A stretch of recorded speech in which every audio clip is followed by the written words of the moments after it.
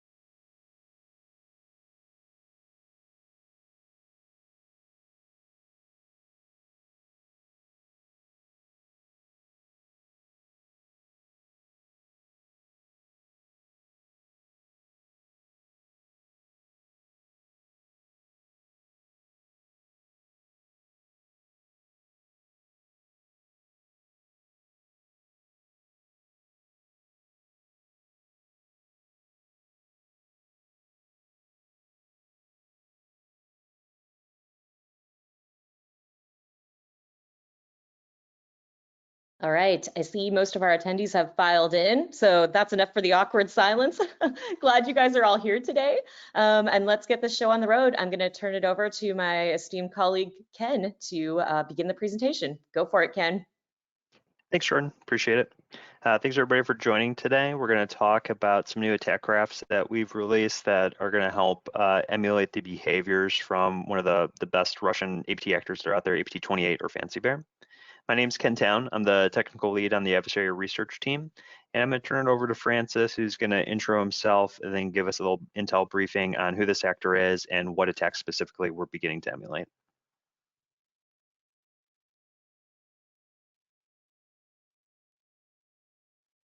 I think you're muted, Francis.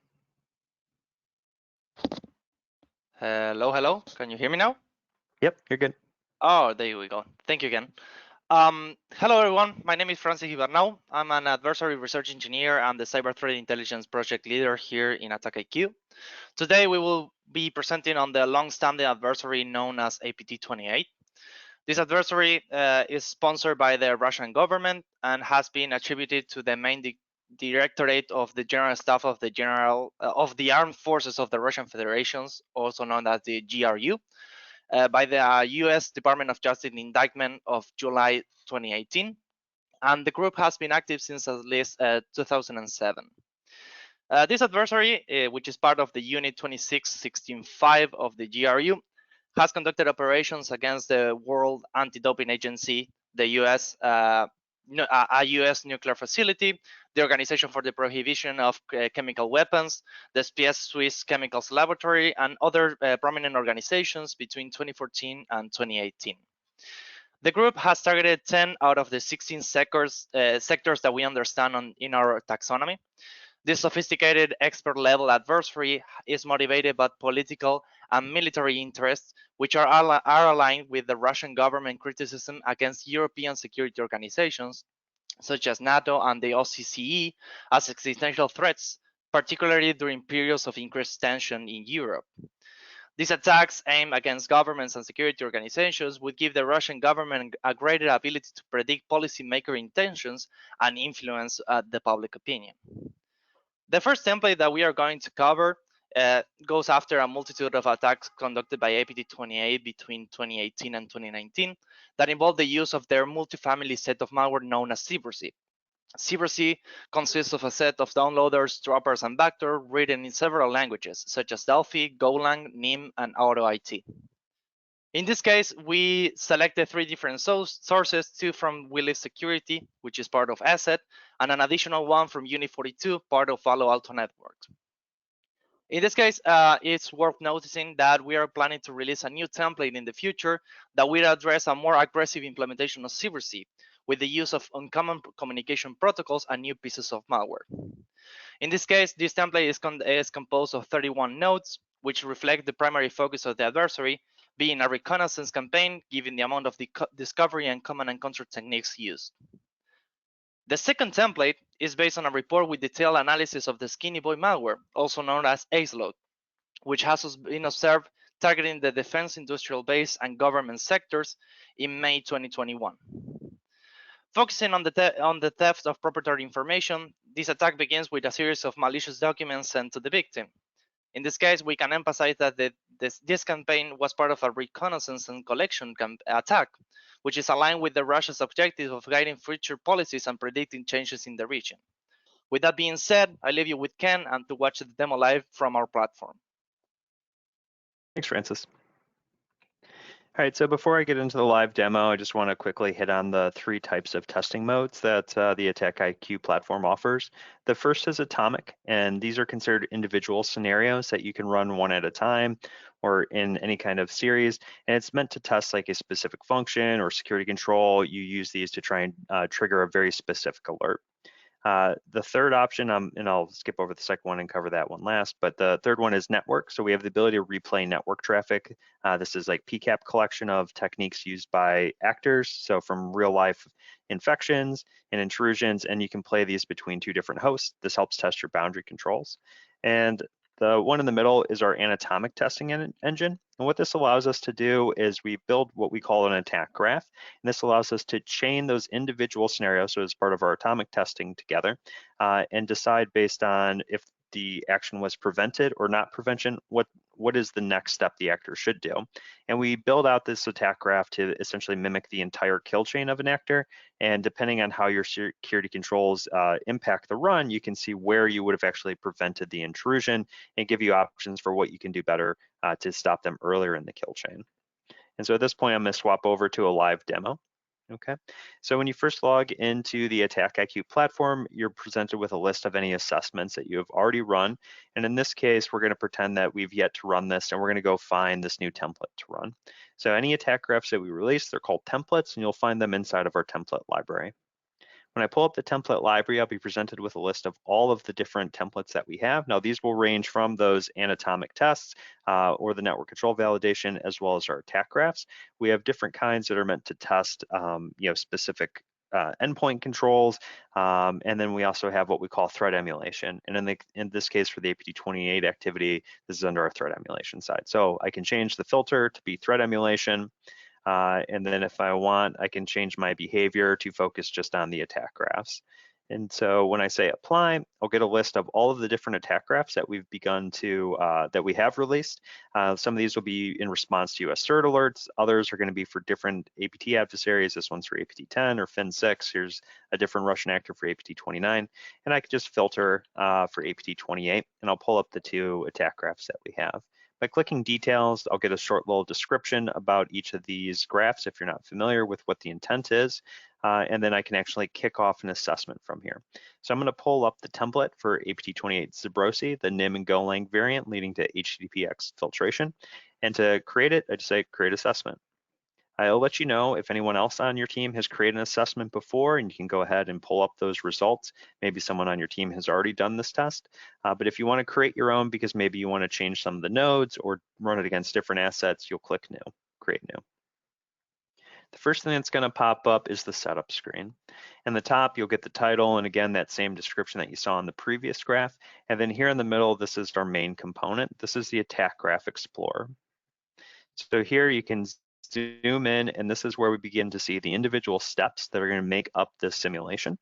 And I'm going to do a walkthrough of all of these just so you can have an understanding of what this graph actually runs. But there's a couple of things for each node that I want people to be aware of. The first is I can click on the name of any one of these steps, and this will bring up a full description of what behaviors we're trying to do, some details about what some of the additional settings that you might want to configure on here. Whatever you need to be successful in running this is here. And then if I need to change specific settings, I can right click and say configure scenario parameters. And in here, this will be a unique view for each and individual scenario that will help you customize it and do it specifically for that.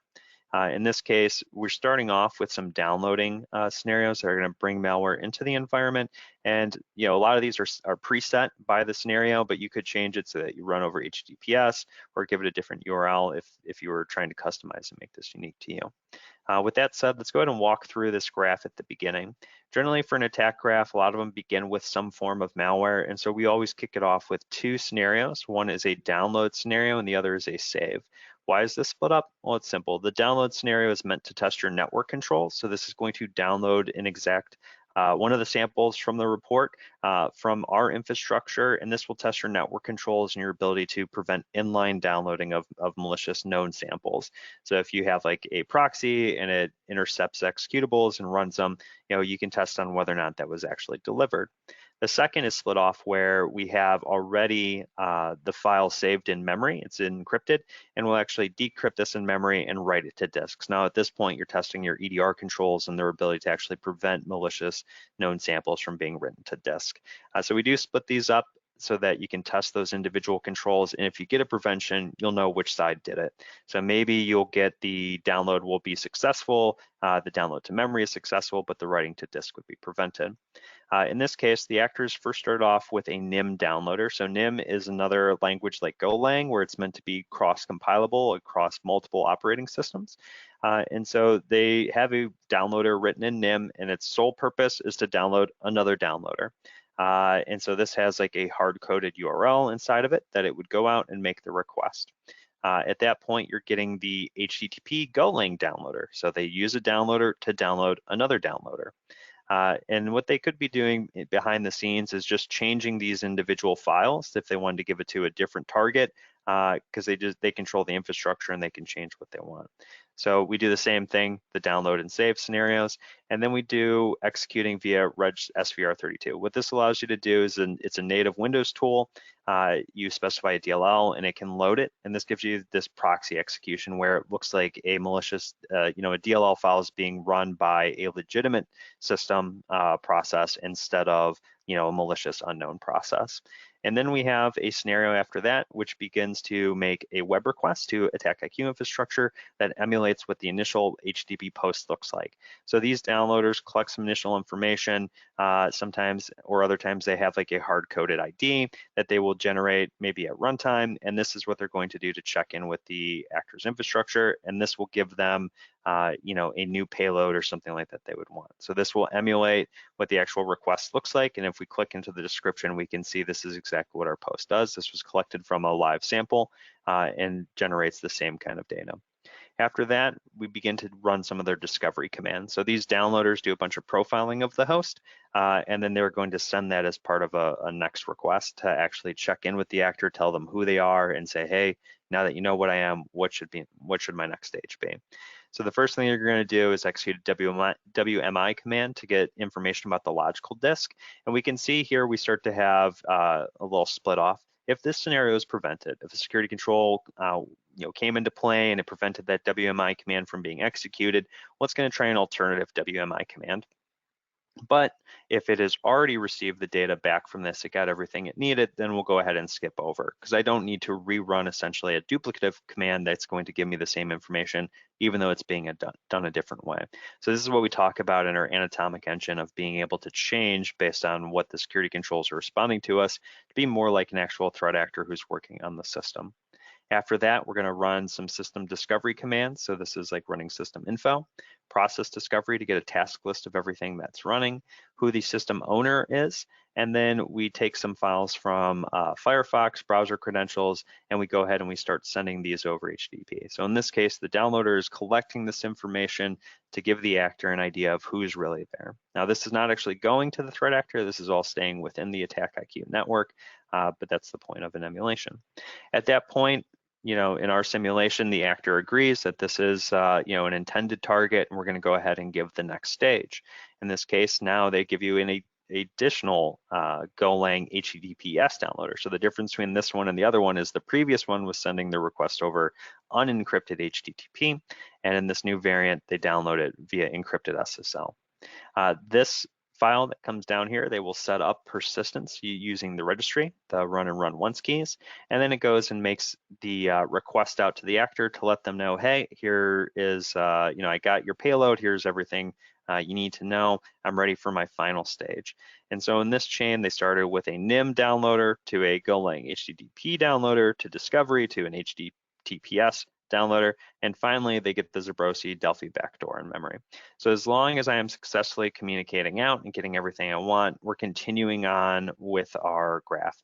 Now in this case, you'll see this green arrow or green check mark here does not connect to any additional scenarios. And the reason for this is if we are unable to check in with that server and we're unable to get the Delphi backdoor, then there's no reason for me to emulate everything that would have happened after the backdoor is delivered. And if we have good security controls, our intrusion stops here and they don't actually get to take any additional actions. But in our case, if we are successful, we'll move on, we'll get that Delphi backdoor. And in this case, what's likely happening is these different malware components are being written by different people. And so we see a lot of repeated tasks. So you might notice that the system information discovery script was run up above and it's being run here again. And that's because this malware actually does it. So in their chain, these commands are actually being run multiple times. So they rerun the system information discovery, and then they begin to collect some additional stuff that they did not have before. The network configuration, so the IPs and MAC addresses, what connections are available and what listening services are there. Then they get some information from the registry about the user that's currently running and some settings on the system. They do a search for any files and directories that might be of interest for them. They execute another WMI command. And in this case, they're getting a list of the user accounts. And so in this scenario, you could change this if you know that they're using a different kind of user discovery command. Finally, they're going to set up persistence using a scheduled task. And if that fails, then they'll go down and they'll create a registry run key for this one. And if it was not prevented, they'll just move on. Same thing with this one, they'll move on to the next step. So again, getting into the, if my security control takes action, what's my alternative path? What's something different that they can do? Now this registry key that they're creating is a class ID. And the way they're doing this is a component object model hijacking that also allows it to be run at startup. So now we follow our line all the way to our next stage, and this is where we get into some of the final actions that had been reported in these Zabrosi articles. The final payload is going to be executed using run-DLL32. They dump passwords using their own tool, and in this case, we're replacing that with a scenario that uses Lazan, which is an open source password dumper and credential harvester. And then we move into data staging scripts. So some of the files and things that they found as part of their file and directory discovery, they've decided, hey, I want to copy those over to a temp directory so that I can exfiltrate those. And then that data and the Firefox sensitive data is once again exfiltrated. And so when we want to run this graph, there will occasionally be scenarios that will be in red, and you'll see a little bar up at the top that tells you, hey, an additional configuration is required. We might have like a lateral movement scenario somewhere in the middle where you need to specify what host that we should be targeting, and it will not allow you to move on to the next step. In this case, all of these scenarios are already configured to run successfully, and they don't require any additional input from the customer to execute. The only thing that they need to do is add an asset. So now that I know what I want to run, I have to decide where I want to run it. So I click the little pencil here, and then I can pick which of my hosts I want to execute on. And I can pick one, I can pick all, I can choose which hosts I want to run, which environments I want to run. There's different tag filtering that you could do to get limited numbers of hosts. If there's certain technologies that are installed that you know are on there, you can pick which ones you want. You have your own custom tags, but you pick where you want to run it. And once they're check marked, you just say apply, and it will now show up at the bottom. If you click continue, this will take you to the screen that allows you to run it. And once you click run now, what's going to happen is that agent that's running on that host is going to check in with the AttackIQ control server. It will receive this new attack graph that they want it to execute, and they'll get all of the stages that need to occur. And we'll start running them one by one and using the logic to decide, hey, did something prevent me from running the step? If so, I need to go down this path. If I was not prevented, I will go down another path. Depending on the number of steps and the scenarios that are involved, this graph could be done in as little as 5 minutes or maybe half an hour if we're doing some kind of brute force or sleeping or something else, but you'll be able to monitor the progress as it's running.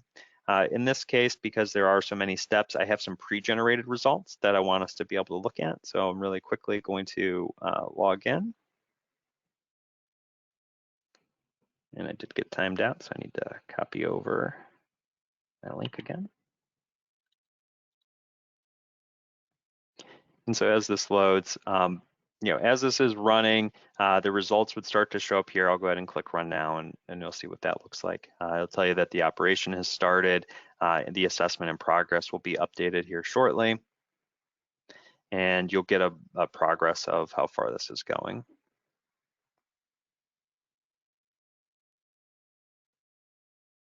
Joys doing things live. This is what a normal in progress looks like. And so if we had picked multiple assets, it'll tell you which ones are still pending.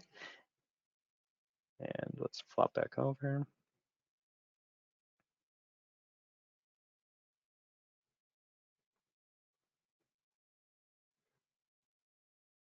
Okay, I'm going to dive into one of the actual results. So normally what you would get is a summary screen, and we'll show you what the final status is for any asset that you ran this on. In this case, because I got logged out, I lost that window. And so when you get the results for an individual host, so you can click into any one host and you'll see how it performed on that exact host.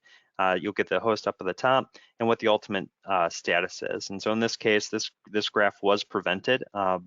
And so what that means is at some point we hit a stage that we prevented where there was no additional follow-up actions that the actor could have taken, and so the overall goals were stopped. We did not make it to the end. And then we also have a status on whether or not our security controls detected it. So whether or not I prevented something doesn't necessarily mean, or whether or not I detected something doesn't necessarily mean that I prevented it. So we do show whether or not, hey, there were some security logs and what was the ultimate outcome. And so in this graph on this host that we ran, we saw the download was not prevented, but the save actually was.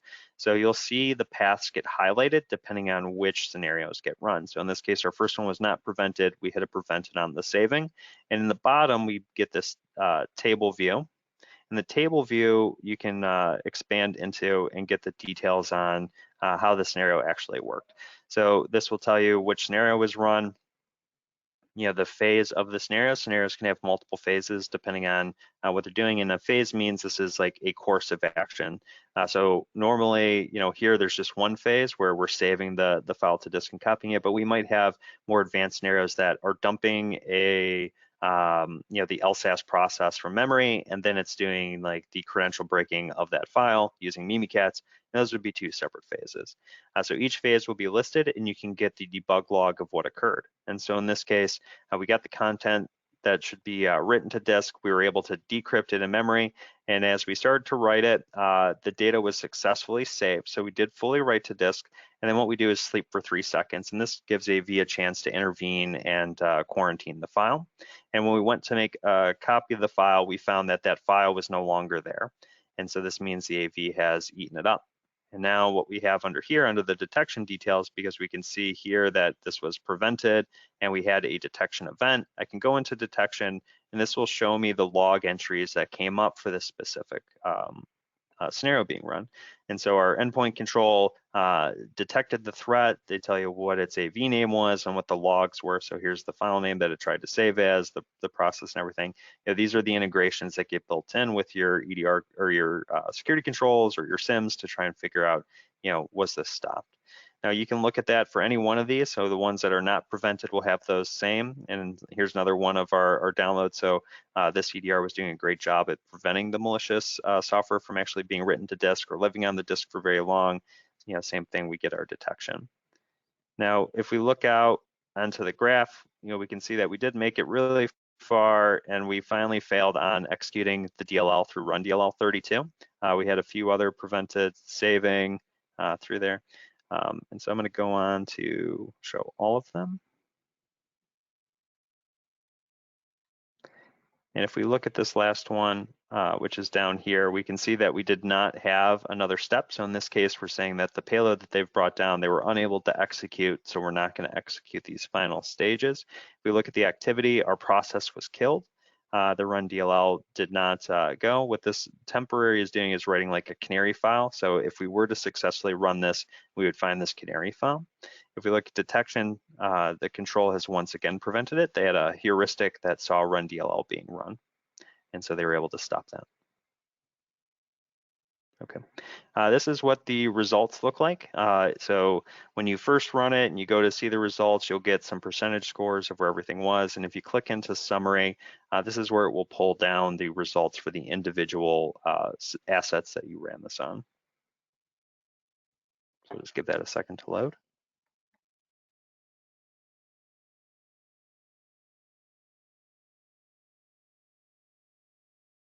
While that's loading, I did want to mention we did recently put out a blog about this attack graph, as well as the Skinny Boy graph that Francis had mentioned earlier. These blogs do go into some background detail of why we're doing this, what all the individual steps are, so the same kind of detail that I just went over on this demo, but we do it for both of the graphs, and we talk about exactly what we're doing, how this maps to the MITRE attack framework. We also offer some mitigation controls. So obviously not every step in this graph is as important. Different actions that an actor takes are more important. And so in this case, we call out 3 opportunities that we think should be prioritized if you're trying to do a better job at stopping this actor or other actors that are employing similar techniques. So in this case, we talked about using run DLL, using WMI to do all the discovery that they were doing, and then registry run keys. If we can stop persistence, if we can stop them from learning more about the computer and being able to check in with their command and control, you can have a much greater impact on them.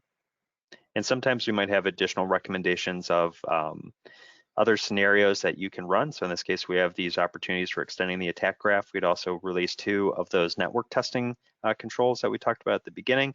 This tests the Adversary command and control over SMTP, so using email for command and control. And this one is the full chain for a Adversary Delphi downloader. So all of those downloads that you saw at the beginning of the attack graph, what does it look like when the real payloads and real requests are going on? So you can run these and test your boundary controls to prevent this Adversary command and control activity. So here's finally those results page running in our lab system. And we can see that in my unprotected asset, I showed up as a not prevented.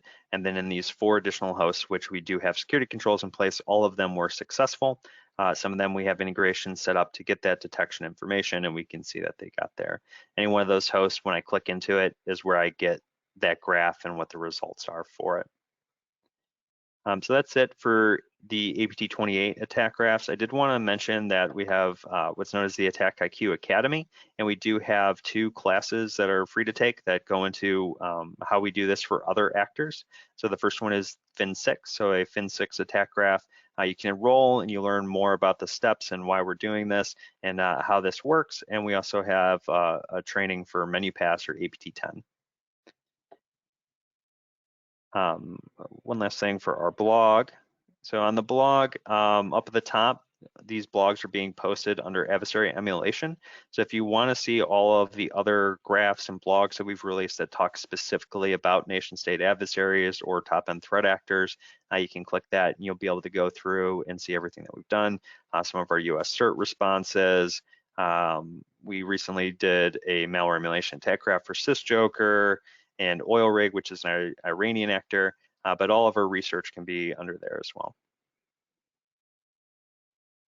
And I see that the blog links are being posted in chat. So that's all we have for today. If there's any questions, please feel free to reach out to us. Jordan, I don't know if we had any questions in chat today. No questions at the moment, but yes, thank you for calling out. I posted links to the blog that Ken mentioned in the chat.